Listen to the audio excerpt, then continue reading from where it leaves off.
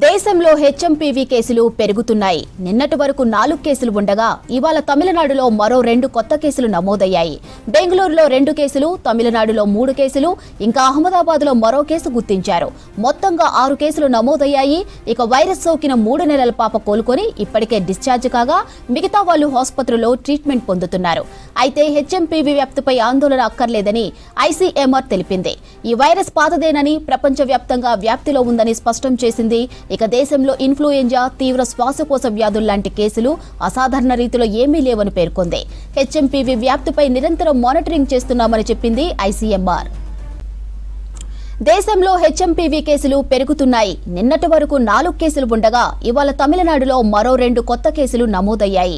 బెంగళూరులో 2 కేసులు, తమిళనాడులో 3 కేసులు, ఇంకా అహ్మదాబాద్లో మరో కేసు గుర్తించారు. మొత్తంగా 6 కేసులు నమోదయ్యాయి.